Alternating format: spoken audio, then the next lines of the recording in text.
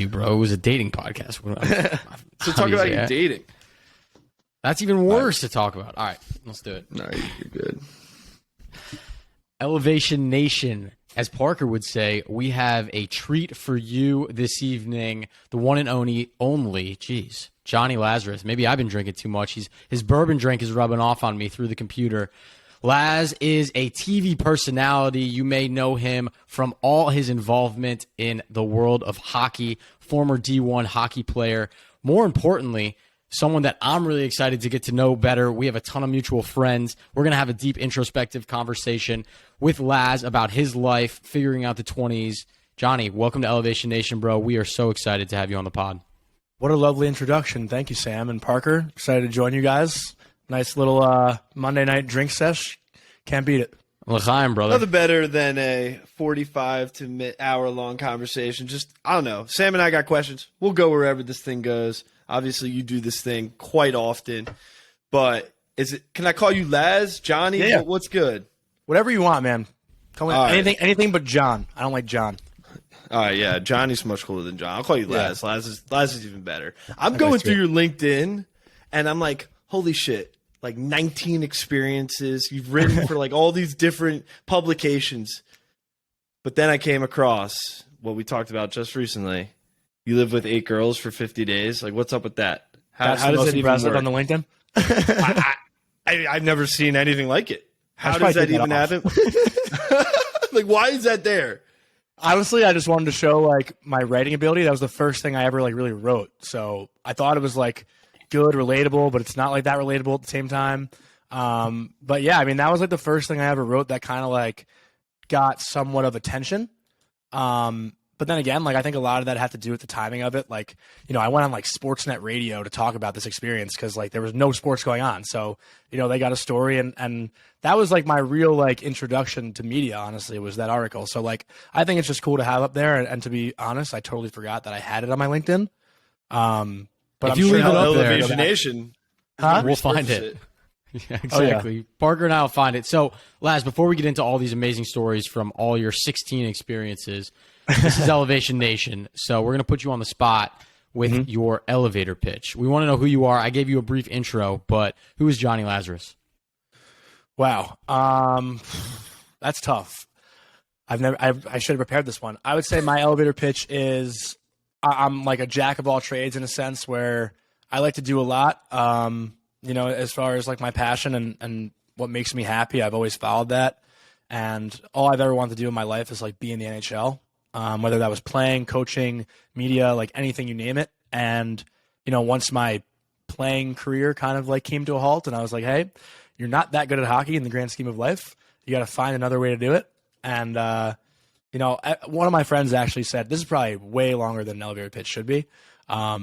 But I'll never forget it. One of my friends named Matt Mendelson, who played hockey at Penn State, told me, don't waste your personality.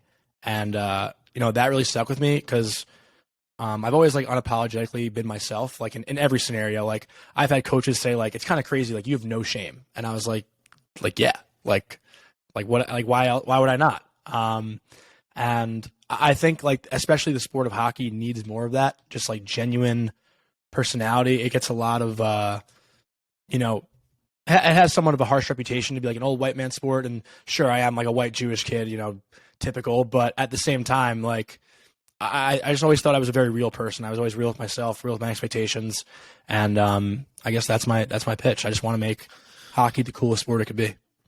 It's a wonderful pitch. It's a long elevator. Yeah. Big building. We're stuck. But oh no, maybe we're on the tallest building in the entire world, but I love it. We're going to get all into that, like Sam said, but you're sitting behind, you know, in front of, I see Rangers jerseys, Camp Equinox jerseys. I don't even know what that middle jersey is. Probably your college. Yeah.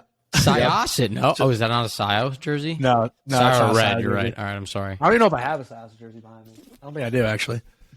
Fair enough. All right. But you said all you wanted to be when you grew up was a hockey player. Let's talk through that a little bit. Let's unpack it. You're growing up, you know, for me personally, until I was like 13, I'm like, all I want to be is a baseball player. And then I realized that's not going to happen. Yeah. And then I wanted to be a soccer player, and that wasn't going to happen. Then? For you made it to D1, right? And you're still living in the hockey world, not playing. Like, walk us through what it was like growing up wanting to be a professional hockey player.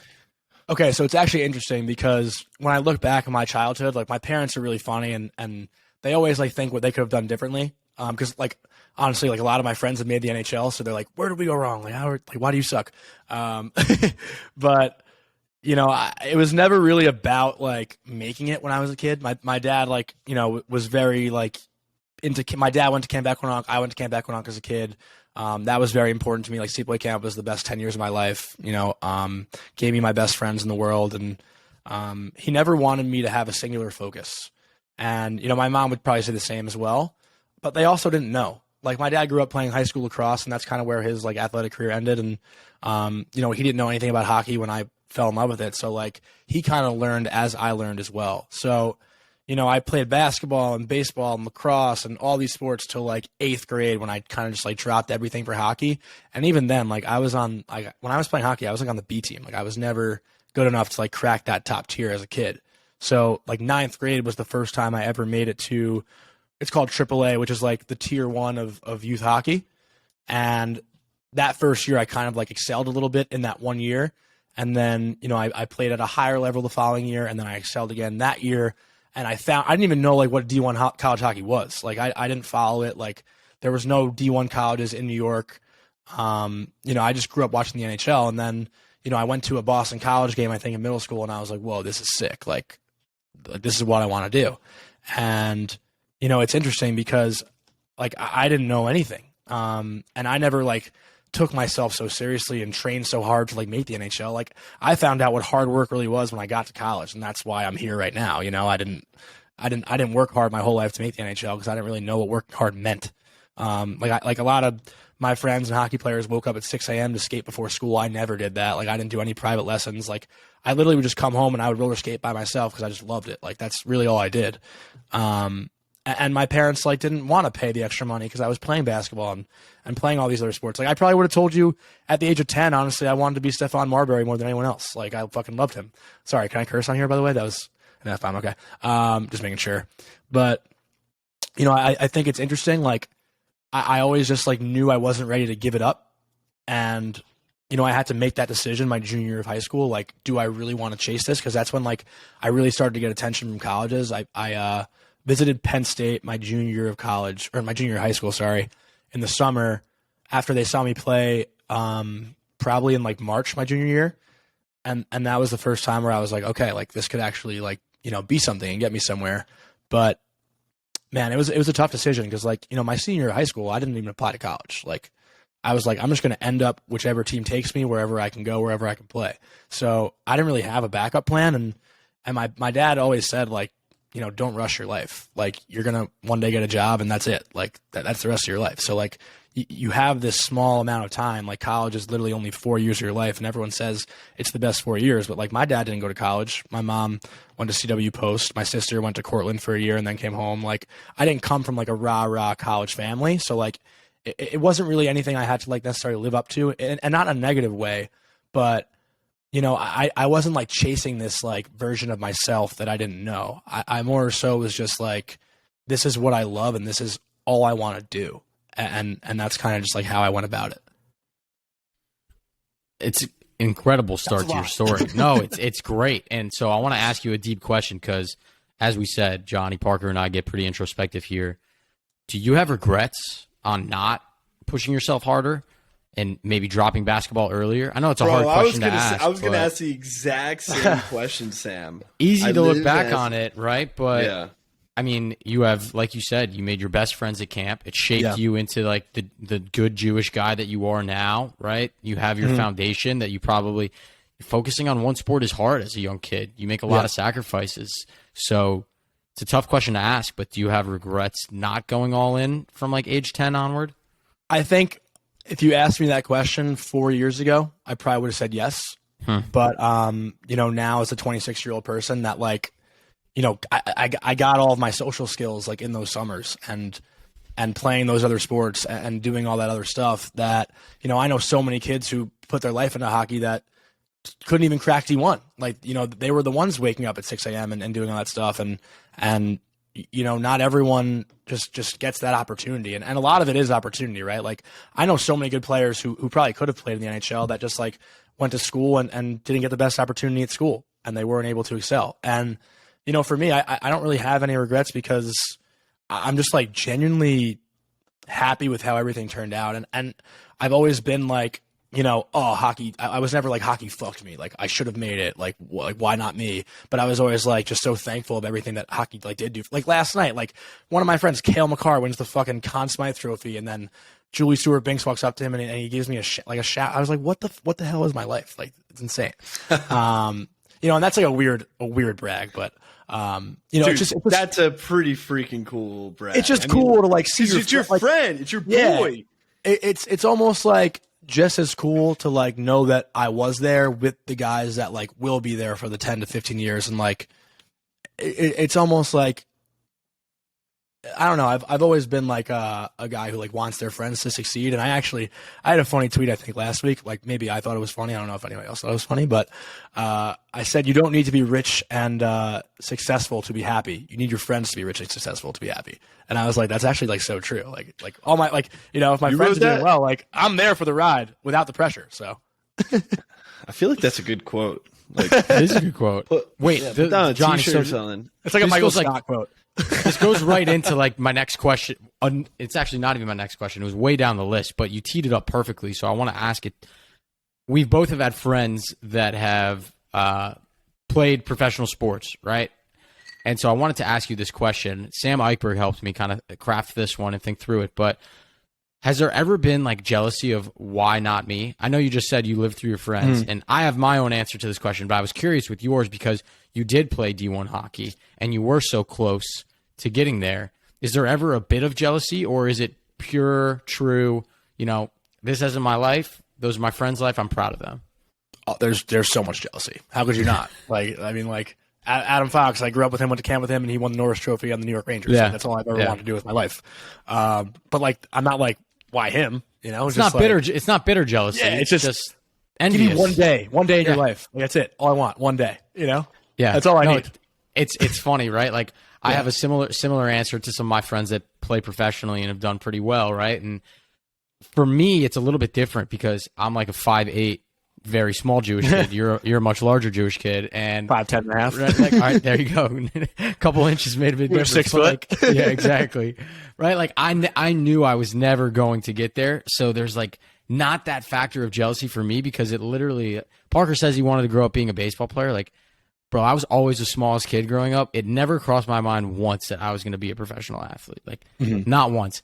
What I did have basketball, man. Yeah, you kind of fucked up. What'd you expect? I know. And then you tried football. Like, at least try like fucking tennis, or golf. Really messed up on that one. God damn it! Oh my gosh, no, but it's funny, right? Like you look at those guys doing amazing things, and for me, it's never like a jealousy piece because I just never in a million years thought I would get there. What I did have. A vision that I still have to this day. I'm not going to lie to you guys. I have a vision of, I have one friend in particular who's pretty famous now and plays sports professionally. You're not going to name drop? Jalen Brunson. I know who it is. Yeah, I just wanted you to say it. Who hopefully will get on the podcast soon. Now this $100 million man. But that's what he's going to be. Geez, knock on wood. He earned it. But my dream is one day when I'm like 30 or 40 and I've made it, and whenever I do, someone writes an article like, wow, Jalen and Sam were both successful and were teammates, right? Like, I know it's not going to be in sports, but I do envision myself like being in that where they tie us together and they show pictures of us in high school, like dapping each other up of like, I made it as well. I don't know if you have a similar sentiment now because you are paving your own path with, like you said, your personality of like, you guys are both getting there on your different journeys. Yeah. No, I would say I have a similar vision. And it's cool because I do still keep in touch with Foxy and stuff, and we actually like went to dinner with like these this like camp family that bought our jerseys, which was really cool. So like they bought my UMass jersey, which is like the reason why I have it behind me, and they bought his Harvard jersey, and we had dinner together with them in the courts and our family friend Brett Kocher, and like sitting there at that dinner, it was before he won the Norris Trophy, and Like our jerseys were gonna like they actually didn't end up hanging up mine. They just have his up at sleepaway camp. I'm still pushing for mine to get up there, but no, it's cool. And like the sleepaway camp thing is so interesting because it is like its own fraternity. Like that's like the one fraternity I've ever felt like I was really in. And like I always like you guys are gonna make fun of me, but like I said, like camp does play a special place in my life, and I always like had a vision of like winning the Stanley Cup and bringing it to summer camp in the summer and like partying with it there, like on the lake and stuff with the campers and stuff. So one day, that's like the dream. You said you were a 10-year camp guy. I think I have you beat. I'm an 11-year camp guy, so I loved it. 1 year more than you did. My coach didn't let me go back. I would have kept going.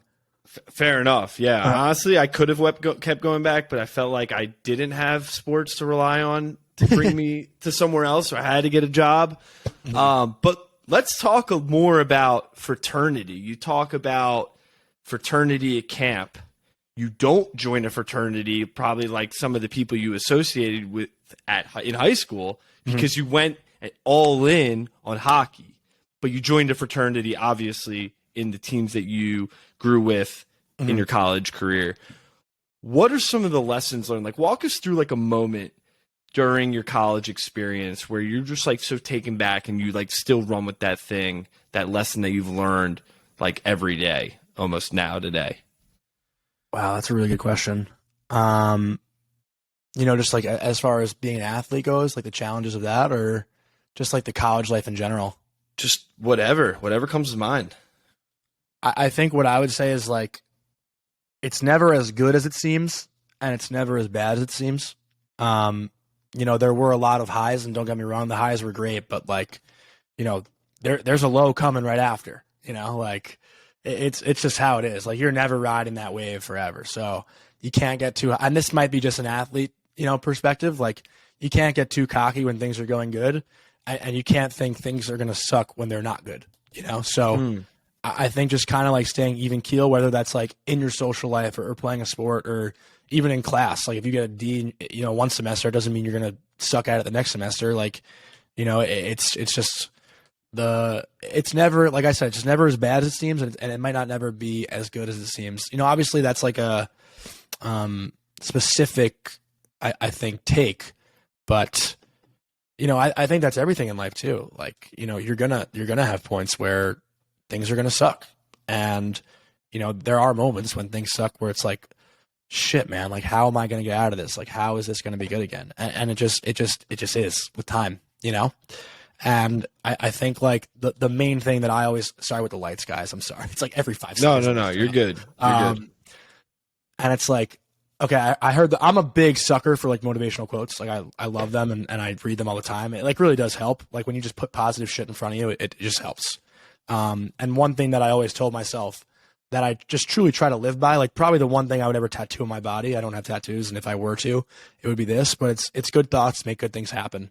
And I think that's like so relative in every aspect of life. Like, Parker, if you're going to your girlfriend's house for dinner with her parents, and let's say you don't like her parents and you think, oh shit, like dinner's going to suck. Chances are it's probably going to suck if you think that way, but if you're going in like, oh, this is going to be fun, then you're going to have fun automatically. It really is just like a mindset. And it's funny, like, I didn't mean to use the girlfriend thing as the example, but like, it's just like that little, it's that little, like those details, like no matter what you do, if you just go in like with a good mindset, it's like, it's already 50% better than it would have been. I got 3 points to that. First, Gary and Faith make great if you're dinner. listening, So I always enjoy a good Jaeger dinner, company and the food. Second point, sounds like The Secret. You've read The Secret. I mean, right? The Secret, the book, the movie, really read, the show. Oh, wow. I've read one book, I think, in the last 10 years. Well, I think they made it a movie or something like that, so you can watch it if you don't like to read. But it talks all about the idea, the energy, the positive energy that you bring, you think about, is what ends up coming around you. If you think negatively, negative things will continue to follow you for your entire life. Whereas if you continue to think good things for other people and yourself and the world, good things will eventually come. Great book. Great, just an audiobook? Really. Yeah, definitely an audiobook. All right. And then my third point, you talked about how you learned through struggle. you know, whether it was hockey in college, whether it was personal things in college, whatever things you're going through now. I'm really curious, is there like an example where you were in a situation where shit was just flipped on its head, where you thought things were really, really, really good, and then all of a sudden, boom, it changed everything. Your perspective was like, wow, things can get shitty really fast. Mm-hmm. Is there anything that comes to mind? I mean, I could use like, I don't want to like do all hockey, but like, anything could be hockey, could be anything. Okay, I'll go with like, I mean, neither of these are like that relatable. I'll go with the more recent one because, you know, this was just something I've never really experienced in my life. So about like 2 months ago, I think it was like mid-April, I've been living home, like literally I've never had my own apartment. Like I graduated college at 24. I moved to LA for like 3 months and I've been living home since. So I've been living home since Christmas of 2020. So like the last year and a half I've been living with my parents. And, you know, I plan on moving out in August. I wanted to like work full time for a year and then, you know, figure it out financially, figure it out career-wise, then move out, be on my own, like when I can actually like live the life I want, you know, outside of my parents' means. So 2 months ago, whenever April was, we had a house fire. My house burned down. So now, like I was living in a hotel, like kind of couch surfing for the last 3 months. This is a month after 2 months after me and my girlfriend had broken up. So I didn't have her place to stay at in the city, which was like really nice. She had an apartment in the city that I would stay at all the time.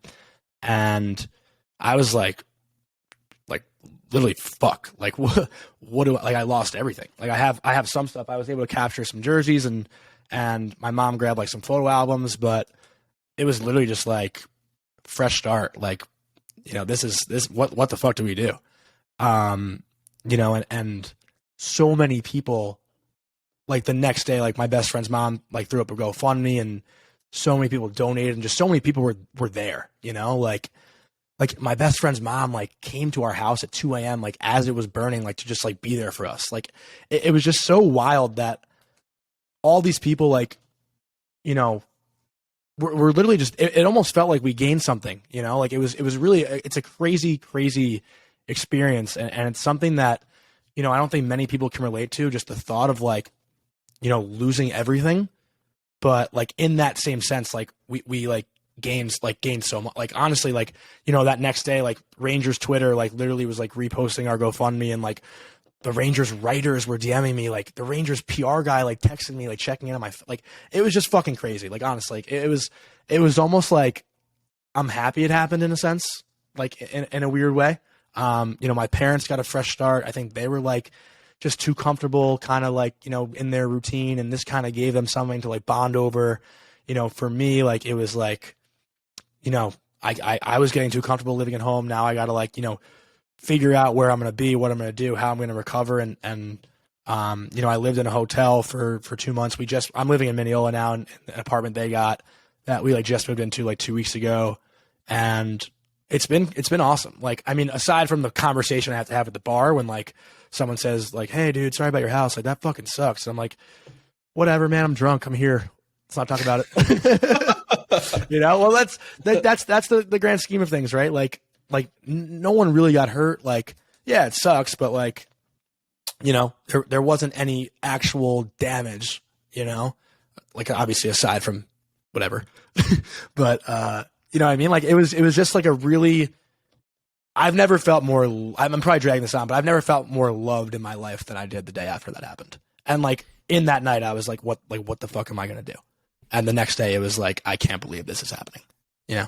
It's pretty incredible how traumatic events can kind of open your eyes up to what really matters in life. Mm-hmm. Yeah. You know, you just said, you know, nothing was really damaged or destroyed.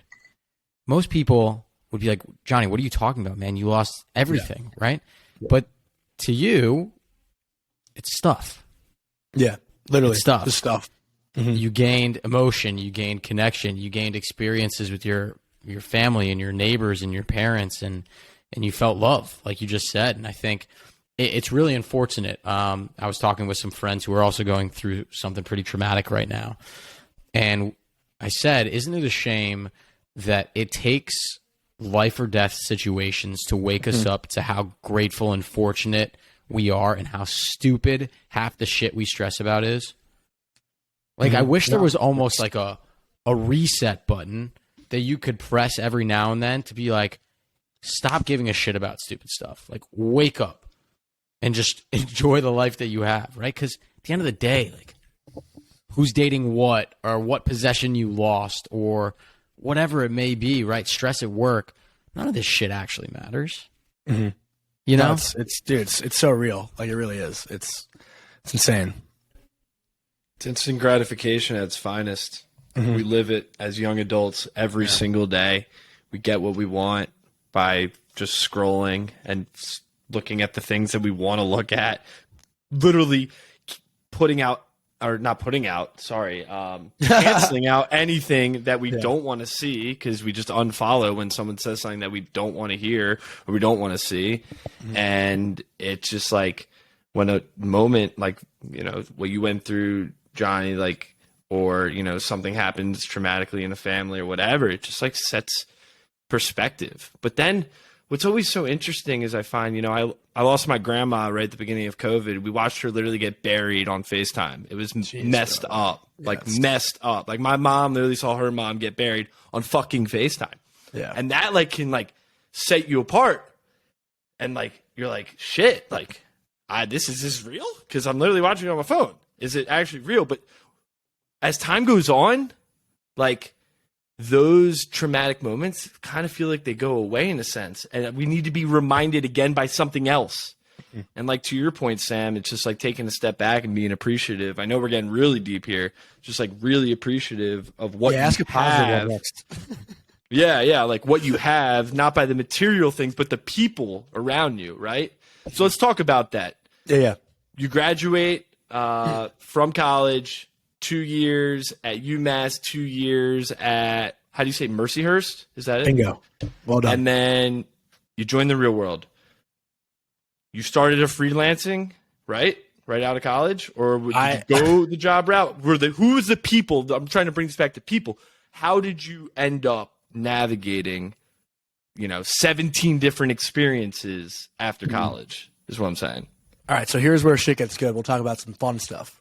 Exactly. But good transition, Parker. Well done.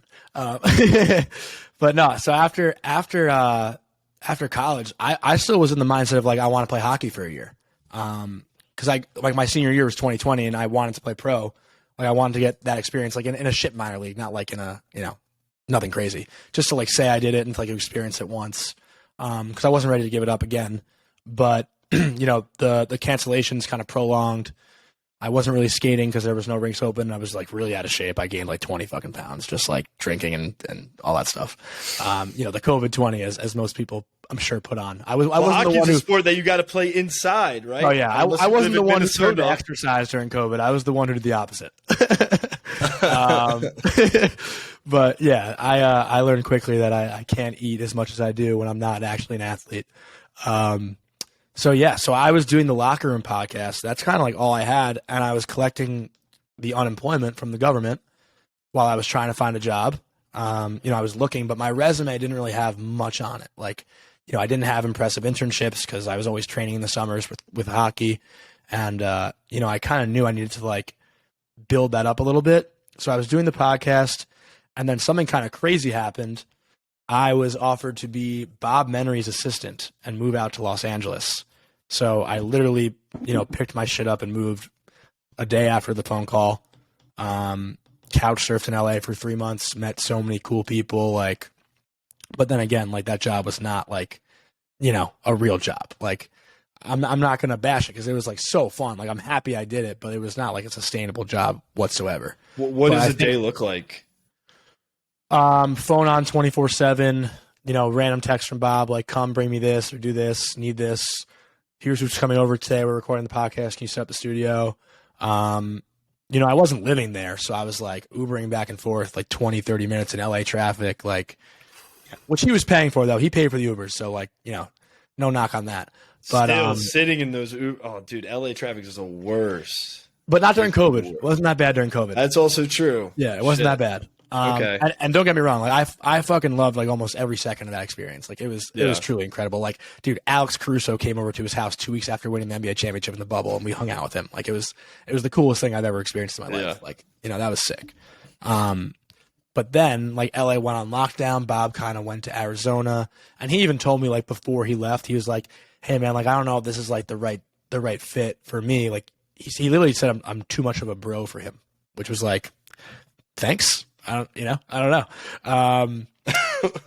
Wait, what? Bob Henry said that? Yeah. He said, "You're too kind of bro. I need someone more like," which I'm not like, attention to detail, like all that kind of, that's not me. You want to tell me more corporate? Like, what, I don't know. I don't really know. But so I went home, unemployed, and I actually almost moved to Cleveland to work for this beer company called Brew, which is like going to launch, I think, anytime soon. And I don't know why, but for some reason that fell through. And then I ended up getting this job at this company called 237 Global, who originally I connected with because they make apps for musicians and artists and creators and all that kind of stuff. Like their biggest client, Shawn Mendes. They made their own app for Shawn Mendes, which is cool, and they wanted to make Bob his own app. So I connected, with the CEO. Sorry, excuse me, with the CEO to make an app for Bob. That fell through when I stopped working for Bob. But then he called me out of the blue randomly in like February of 2021, and he was like, "Hey, are you still working with Bob?" And I was like, "No." He goes, "Come work for me." So, a lot of the things like kind of led from that opportunity with Bob, which was really cool. But then I was still doing my podcast. Then I started the Ranger podcast with Believe, who offered me that opportunity. Through that opportunity, I interviewed with Action Network to write about hockey, and I got that as freelance. And then that led to cover. So all this shit, it's just been one big parlay in a sense. And I'm still really searching for that full-time dream job. Everything I do, I'm working a 9-to-5 job right now for Sinclair Sports as a multimedia planner. I'm doing numbers and media math and that stuff. And then everything else I do is at night on the side. So I'm working 9 to 5. Then I'll try to go to the gym for an hour. I don't always go. I'm not like a gym rat, but I attempt to go. And then I'm either writing an article, doing a podcast, or all that stuff till midnight. So my days have been really long and it's been a grind, but it's paid off and it's been so fun. And honestly, with this new job, I'm working remote, so it's not as exhausting. But when I was working at 237 Global, I was commuting back and forth to the city, taking a 7:30 train in, not getting home till 7:30 at night, and then hopping right in my computer to record a podcast and then writing an article after. So it was a super exhausting, 8 to 10 months, however long I worked there. And then, literally everything, the last 3 months have been crazy. Break up, me and my girlfriend break up. The next week I get a new job. A month later, my house burns down. A month later, I'm on the NHL YouTube channel. It's just been a crazy, crazy couple months. And what was the original question? This is perfect because Johnny, this brings me to another question I have is you mentioned that you're still searching for this dream 9-to-5 job, and not knowing you but following your journey before I even was introduced to you, I was like, damn, this kid Laz has got it going on. He took his podcast, took it to the next level, started doing freelance stuff. Now he's on the NHL network. He's a personality. He's everywhere. He's got the dream job. He's got what Parker and I want to do eventually for the mindset game, right? And so it's funny that you say it's not a dream job. I think you have to give yourself a little bit of credit because I looked up to you, man, seeing what you were doing. I was like, damn, Parker, I can't wait for us to be able to do that and have our faces in front of things. Remember when Sam came across the locker room or whatever, and he's like, dude, check these guys out. And I'm like, this is a year ago, Johnny. This is I feel like I know these guys somehow. I feel like I know them. Maybe just, that Jewish thing. I don't know. But I said, Sam, these guys are killing it, and they're making something happen with it. What can we learn from these guys? And obviously you would never know about that, but I just think it's cool that it's come full circle. No, dude, seriously, thank you. And I wasn't, not to knock anything, but in my mind, sure, I've celebrated, dude, I've been on a 2-month bender, just enjoying life, honestly, after everything happened. But I don't feel like I've made it. I got one opportunity, and a lot of people have come up to me and said, dude, you're crushed. And to me, I'm a lot of good shit has happened, but I have such a long way to go. And that's I think you should celebrate every small victory. I'm drinking on a Monday. with you guys. This is a victory for me. Like, I was asked to come on your show. Like, to me, that's really fucking cool because I know what it's like. Like, I was begging people to come on my show for the last 2 years. And it's a good feeling when, like, someone, like, I genuinely was looking forward to doing this. I'm so happy we did it tonight because I was like free all night. I can give you guys my full attention. And that's like a really cool feeling, I think, when someone like genuinely wants to give you their attention. And listen, I'm not saying I'm the coolest guest you've ever had, but like, I think, I've been in your shoes where it's like, okay, like this kid actually like, I could sit down here for 2 hours with you guys and shoot the shit. Like, totally. And when someone did that for me, I was like, oh my God, like that was the coolest thing ever, How do you celebrate those small wins? I always think about playing this. Drunk with my friends. Yeah, like I always think about this. It's like, Sam and I for a while were like, we want to be here, and you forget about like, wow, we just, had this sick week where we had all these downloads, or we met this sick guest, and he came on, we had a full conversation, it was amazing, and you just forget about that because you're reaching for something bigger. Yeah. And you expect that the bigger goal is what you're actually going for, and that's where you want to be like, where we're sitting back kicking and having a drink, and we're like, we made it. Mm-hmm. But like in reality, first of all, that is in the moment, like perfect example. The guys last night, they win the Stanley Cup, the Avalanche, in let's say 2 months, right back at it. We're doing it again. It's not going to always be there, those long-term goals. So I think it's so important when you get to a small victory, you have to celebrate it or at least acknowledge it.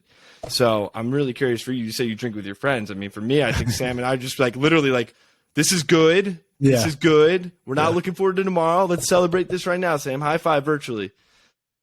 I think a cool way to celebrate this one would be for the three of us to get together for a drink. That'd be fun. No doubt. No doubt. Not in New York City, though, because me and Sam hate it. Yeah, we'll come to D.C. Johnny come through, hang out. Me and Eichberg, Parker, you'll come through. No, but it is special, and I'm glad you said that because I think, a lot of times as young men, when we all are sitting around hanging out, we are getting drunk and we're having a good time and we're laughing and we're watching sports. And I know you're a sports guy, obviously a hockey guy, and that's what you made your personality around. But I'm so excited that we've gotten a chance through this podcast to kind of peel back the layers of who you are, because I think for a lot of the people that are following your journey and knowing you, they see this smiley, funny, bro-y guy, right? Like I'm talking hockey, right? And they relate to that and they want to be like that. But there's someone deeper below the surface that I think we're starting to uncover, which is fantastic. And I think it's important for guys our age to have these conversations more often because, we mentioned that it's difficult in your 20s. We're all trying to figure it out. Johnny said he hadn't reached his peak, his dream job yet. I know Parker and I, we like our jobs, but we're doing this to try to make an impact on people. And I think for all the young guys that are listening out there, all Elevation Nation, it's okay to get vulnerable, right? Like Johnny is probably the most bro-y, most homey guy we've had on the podcast, right? And he's getting vulnerable and introspective with us, and I appreciate that. And I think it's important. So I just want to send that reminder out there that you're never too cool to get deep with your friends. You're never too cool to get vulnerable and talk about some of the struggles you've had or the issues you've gone through, right? Like, don't think you're above that shit.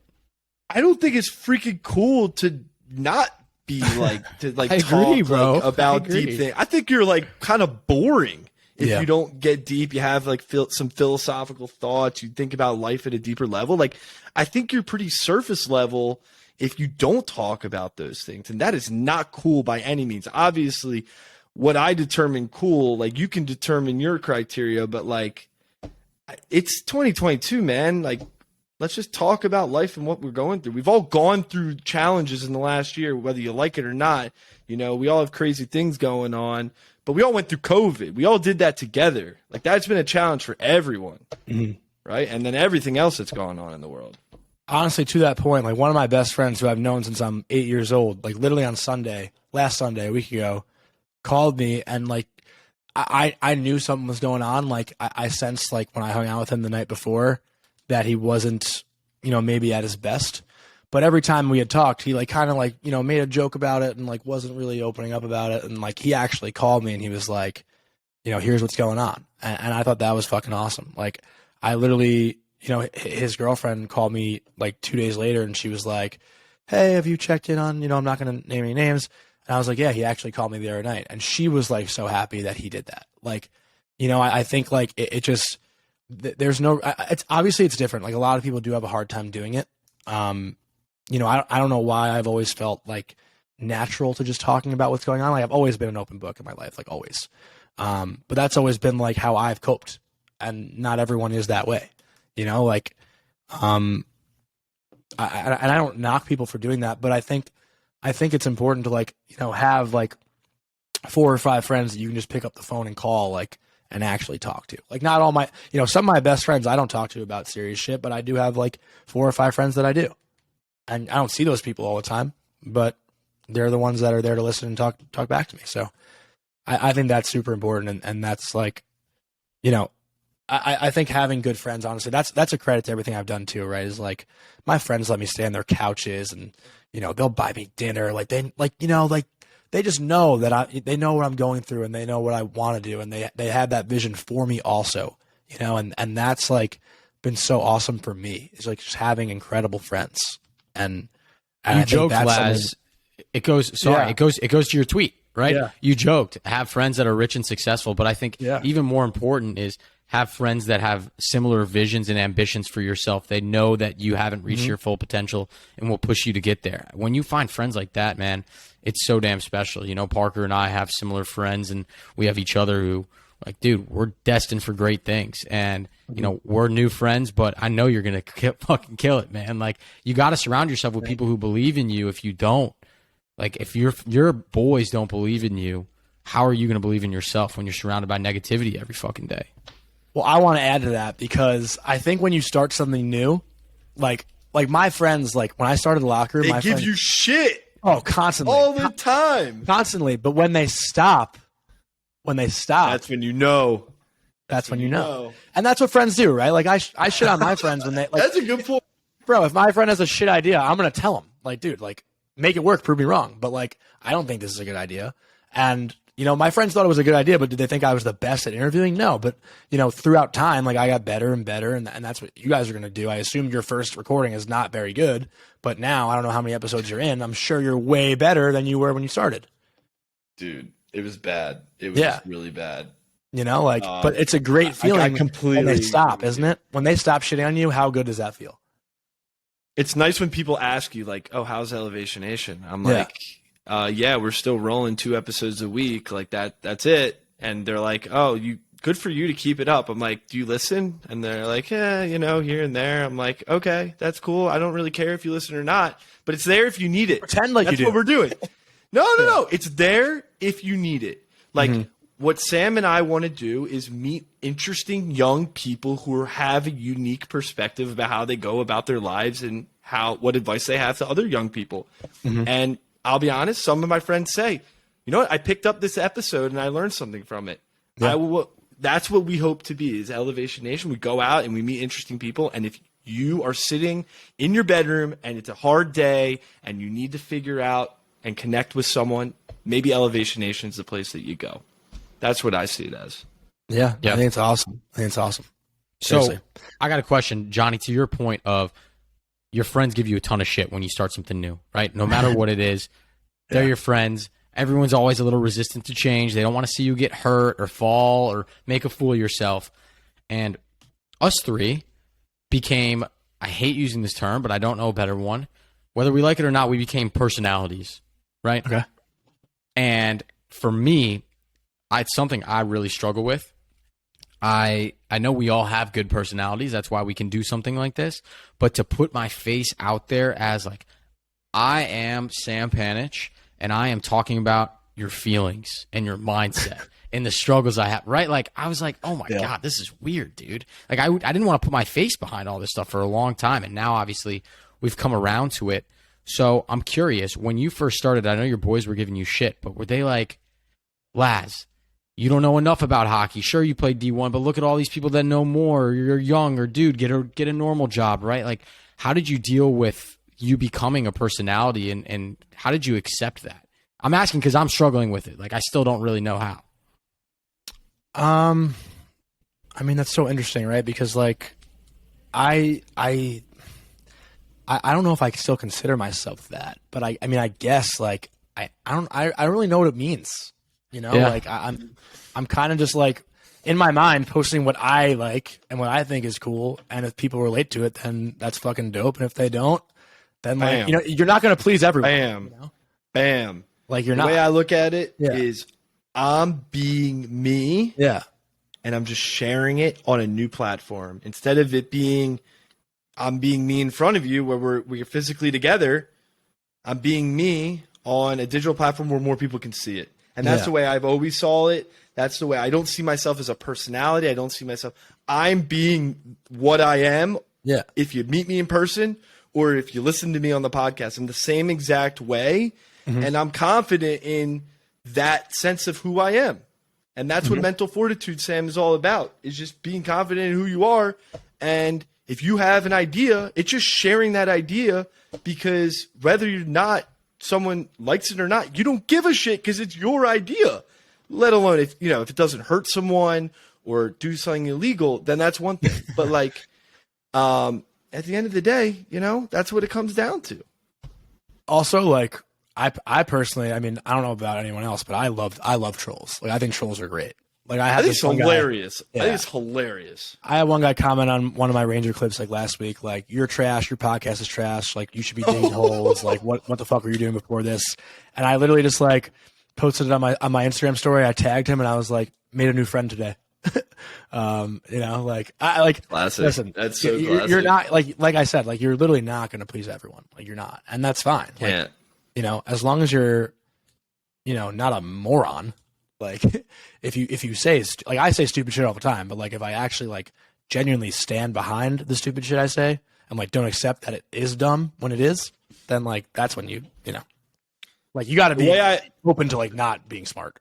the way I approach it, and I think I learned this in college in some class or whatever, if you can logically make the dumbest shit make sense, but it has logical reasoning, then okay, fine. Yeah. Like if I think that, the worst food in the world that everyone knows, it's like objectively bad, but I make a logical reason why it's amazing, boom, you can't argue with me. I mean, you could, but I'll still disagree with you.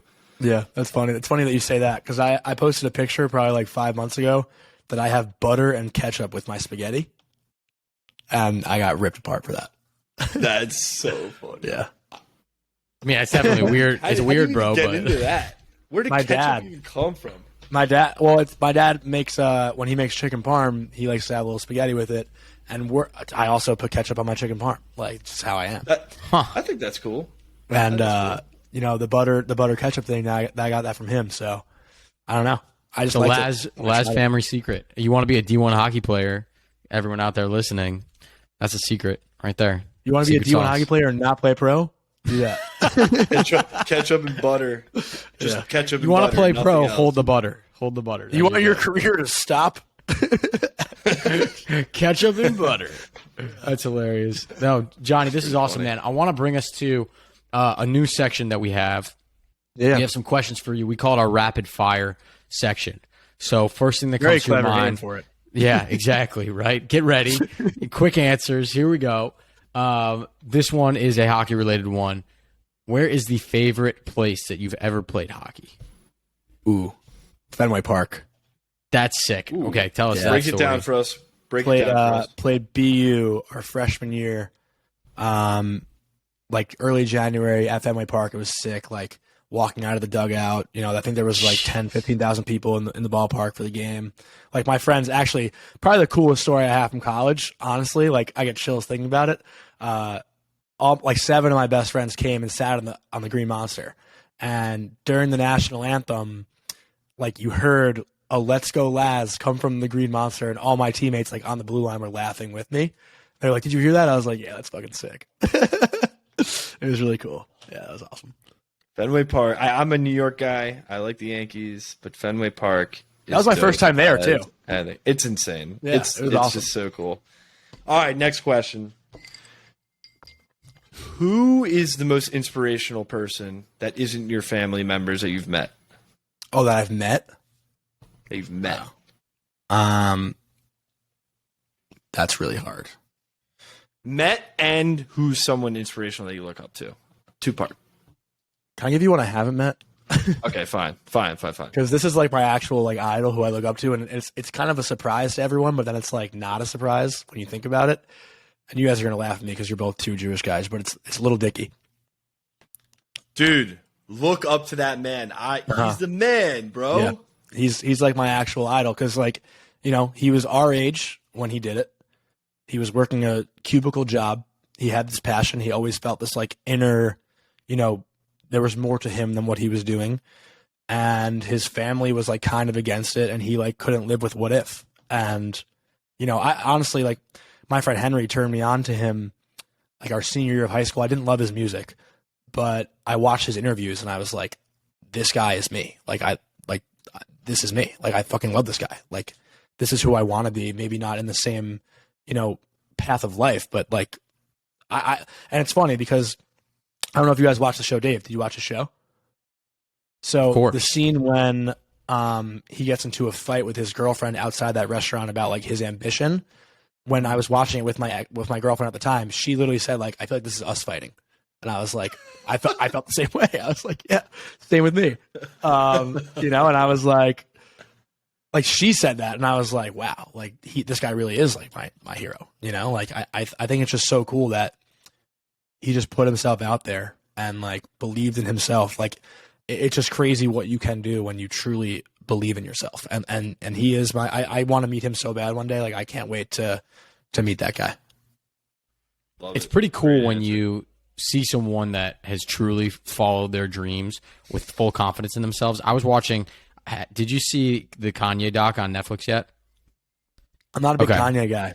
So since I'm from Chicago, obviously I have to be from that story, but check out parts of it, especially after you watch or listen to The Secret, Johnny. So essentially there's this like, The Secret is all about this concept, to Parker's point, called the law of attraction, which is essentially what you were talking about before, which is if you are positive and you put out positive thoughts into the world, positive things will happen to you, right? Mm-hmm. And it explains how like that's literally like could be real, it could be scientific, like the law of gravity, like how do we know it's not, essentially? And so I'm watching the Kanye doc with my roommate, Matt, and Kanye is like 17 with braces, like young kid from Chicago, and it's just like, I'm going to make $1 million one day. Everyone's going to be listening to my music. I'm going to marry the hottest girl on earth. This like, dude, I'm going to do all this shit, bro. I've seen the clip. And you're literally he like... walks into the record label, and he's like, I'm the man. Here it is. And everyone's like... He plays the music in front of everyone. No one's like, who the hell is this guy?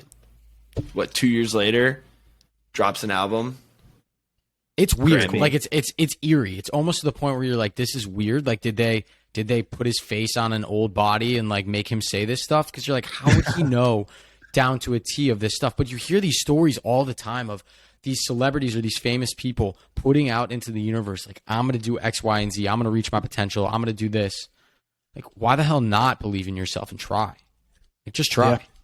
Yeah. That's the hardest part, right? Like when you guys, I'm sure, started this, it was like the hardest part is like just getting started and like knowing 100%. Where you're going. But once you do it, it's almost like a rush, right? Like you get your first guest on, it's like, wow, like that was so fun. Like I wonder who else we can get. And then you just keep going. Like my friend Max Massbaum, who I did the locker room with, he like the first thing he said to me was like, before we even posted our first episode, he said, the only way you fail is if you stop. And that's like, you know, still rings true to this day, you know? So that's the same Sam, thing for you what does guys. that sound like? What does that sound like, Sam? That's why we've kept going, man. Like, we're what? Yeah. This is going to be 170 something episodes. Yeah, that's incredible. Like that's a small victory you guys should be celebrating. Like that's awesome. Crazy. We're celebrating with you over a beer in DC. Yeah. Sorry, I haven't seen you guys take one sip of alcohol this whole time. You said you were a glass of whiskey together. I know. We put it in the mug. L'chaim. All right, next question. We got really two more. Not good rapid fire ones. I like that we're getting into They them, are though. not rapid fire. Well, the next one's rapid fire. And you're not allowed to say your team, who's the pick for Stanley Cup next year, and you can't say the Rangers. Rapid fire. It's so early. Objectively speaking, who is it? There's no reason why it can't be Colorado again. Yeah, I agree. They're so good. They're so good. Well, the best teams ever.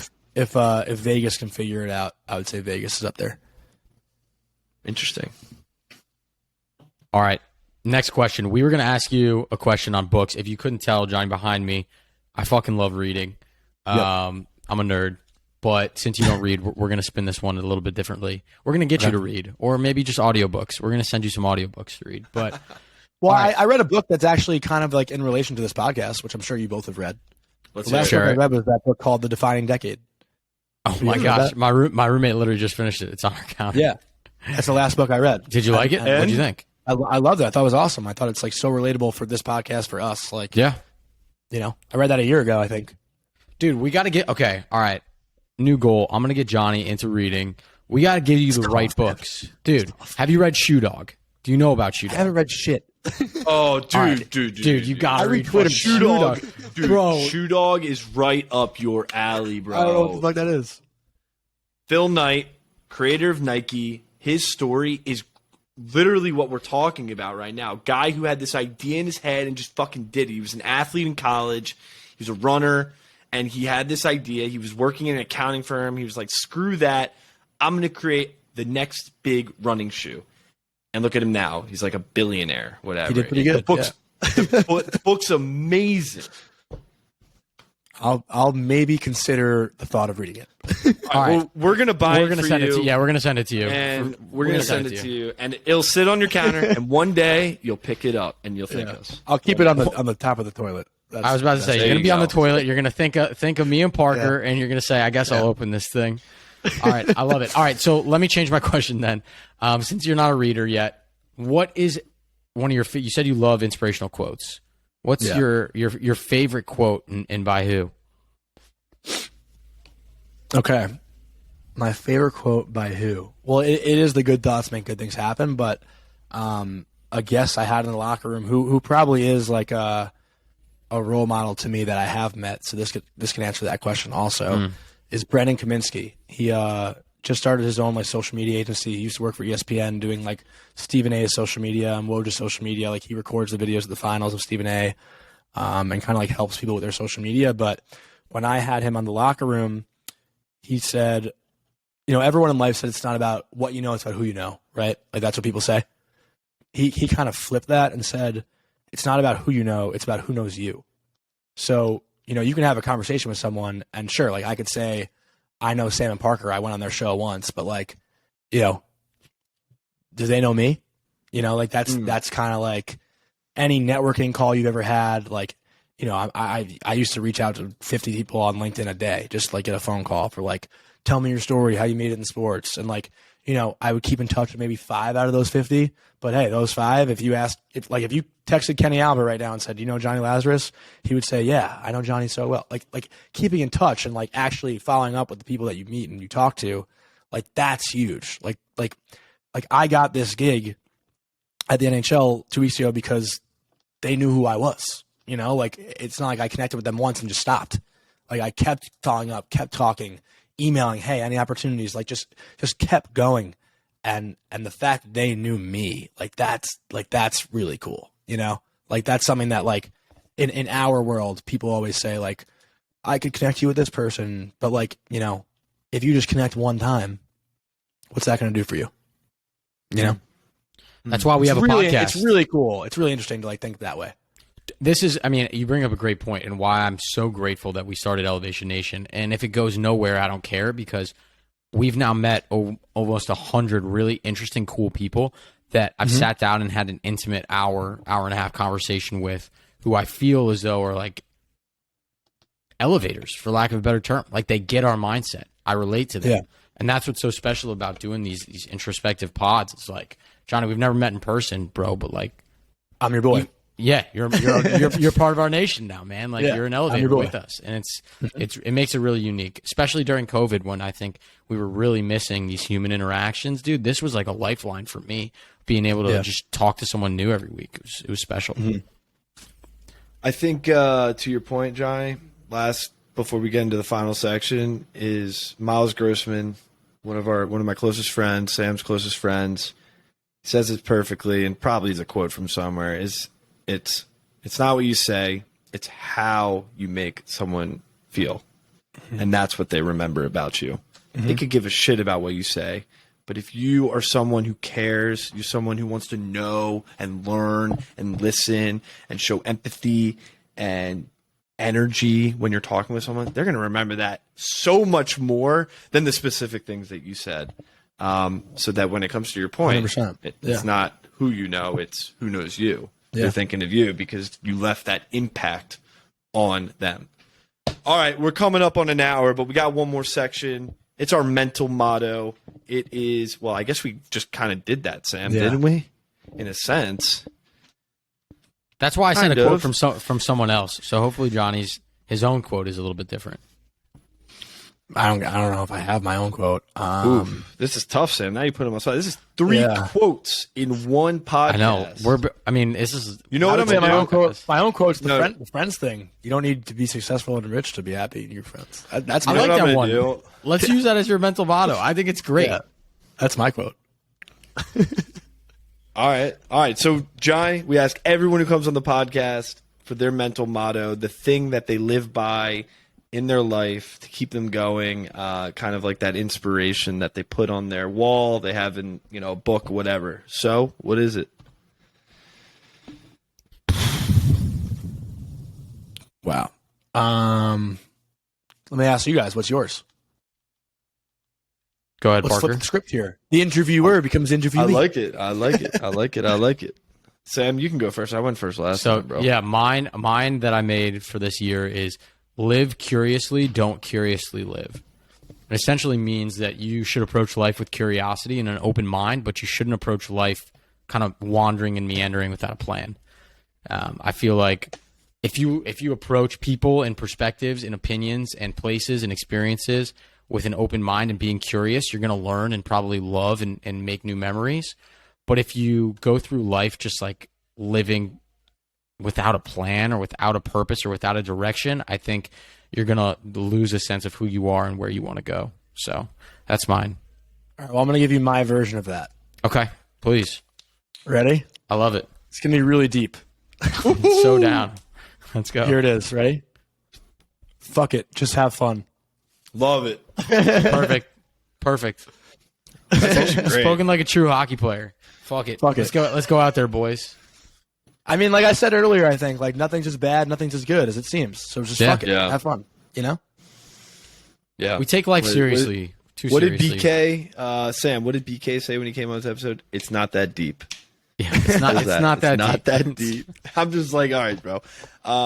But yeah, my mental motto is proud to be. As simple as that. Proud to be. I'm proud to be me. I'm proud of where I've come from, and I need to remind myself of all the things that I've done to get me where I am today. Because oftentimes we're so hard on ourselves because we're looking forward, but when you look backwards a little bit, you're like, shit, I've done some cool stuff. So I'm proud to be where I am at this moment, even though, like you said, I want to elevate even more. Yeah. So simple as that. It's actually, I don't know why this came to my mind, but when you first asked me, I was going to say, I mean, I didn't want to make like a joke, but I was just going to say like, when life gives you lemons, just say fuck the lemons and bail from Forgetting Sarah Marshall. I love that. I love that quote so much. I think it's so funny. I love that movie. That's all. Yeah, that's a great movie. I haven't seen that one in so long. All those Probably my favorite movies from rom-com. all those movies from like 2005 to like 2012. Classics. They were just consistent comedies that were just so good, and we're missing it now. I was just thinking that watching today. old Like, when's the school on last TV? time you went to a movie and like actually genuinely cracked up? Like, I don't know. Maybe or Ted. I thought Ted 2 was Dude, late. Ted too. That was so long ago, though. I know. Yeah. I can't tell you the last time I actually. And I love I going to actually the thought- movies. I love going to the movies. Oh, really? I don't remember the last movie I saw that I was like, I go to the movies. I've been to the movies alone like 5 times probably. Like I think it's a cool thing to do. You see Top Gun? I haven't yet. Have not. I was supposed to go tonight, and then Sam told me that you wanted to do tonight, so I pushed it to tomorrow. But All right, sorry, I'll dude. let you My know bad. it is. Sorry. No, you can Damn it, apologize to Parker. JJ. That's what you'll do. Sorry, JJ. Thanks for being a cool girl. Suck it, JJ. Johnny. This is awesome, man. I think I knew this was going to be a great podcast, and hanging out with you for an hour and just spending time getting to know each other, I think is so important. This was great. I appreciate our connections, the folks that made this happen, Benny Kotler, Sam Eichberg, crew. Thank you guys for connecting us. Obviously, I said this before, but there's something so special when you just sit down, we turn our phones off, we turn off all the distractions, we grab a bourbon, we hang out, and you just talk. Two guys who, you know, we have similar upbringing, similar lives, and talking about some of the struggles that we're going through. I think I can say with certainty that we're all going to do pretty amazing things in this world, and I'm excited to have you as part of our nation and one of our friends now, so we can be the successful and rich friend that surrounds ourselves with you now. So we're all going to be successful and rich. Why not? You got a couch for me to crash on? Yeah, of course, man. Anytime Always. you come to DC, we got a comfy couch for you. Love that. But Sam, Parker, like literally, thank you guys. This was a lot of fun, and literally I was looking forward to this for a long time. So I appreciate you guys making the time for me. Dude, it was such a fun time. I mean, like, you know, I think this is my favorite part of the podcast when I just get to talk awesome things about the guests. But, like, dude, you're absolutely crushing it. Like, I look at all your LinkedIn, reading through it today, and LinkedIn. I think, like, that's what mental fortitude's all about. Like, elevation's all about. It's like you epitomize all of that because you're just fucking doing it. Like you said, fuck it, just do it. Like, I mean, hey, Phil Knight right there. Yeah. You read about just Maybe do it. that's I'm like, why that seriously. came made. Yeah, but like seriously, like you're just going and putting yourself out there. And what's amazing about that is you know who you are so well and you own that. And you've built your vision around who you are because you know it so well and you're putting yourself out there. You don't give a shit about what other people have to say because what you think you have to say, other people will enjoy and listen to and take something away from it. And that's what it's all about. So, dude, it's awesome to meet you, and I can't wait to see what happens next with all of your journey. Thank you guys. Yeah, seriously, Yeah, man. this is a blast. And you know, on that note, I'm always in your corner if you need anything. So Appreciate don't that. don't be shy to reach out if you want any like guests. Like I can already think of like 5 to 10 people who would love this podcast. So like to be on it, especially. So yeah, if there's anything I can do for you guys, like let me know. Appreciate Elevation it. All right, Nation. man. Until next week. Peace. Yo, Johnny, actually, yes, I would love to